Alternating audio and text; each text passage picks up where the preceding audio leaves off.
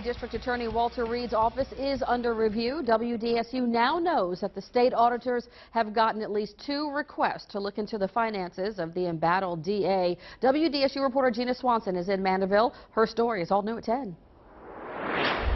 St. Tammany Parish President Pat Brister has asked the legislative auditor for an emergency review of District Attorney Walter Reed's office.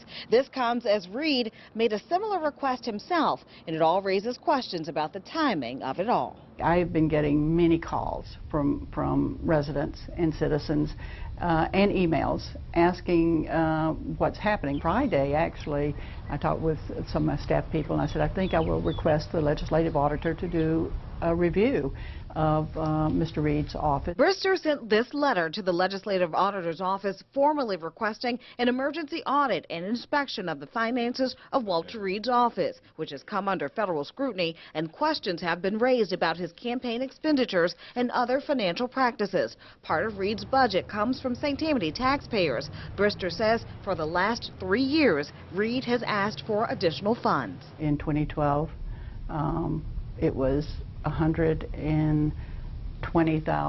2013, it was $360,000. Brister wants to know what the extra money is being used for. In the letter, she says the public has a right to know that their tax dollars are being used in an ethical manner. Brister sent her letter in the morning. By afternoon, the parish president learned she wasn't the only one. When I was watching the 5 o'clock news, I saw that Walter Reed had requested a review, so it was quite coincidental. Walter Reed also sent a letter to the state auditor Monday. It's not clear if he was tipped off about Brister's request, but the timing is curious. Reed announced 2 weeks ago that after 30 years in office, he won't seek re-election. According to his request, he hopes a legislative review will ensure a smooth transition for the new district attorney. The bottom line is there is going to be a review. We need that review for citizens to have a better understanding of where the tax dollars are being spent and if they're being spent wisely.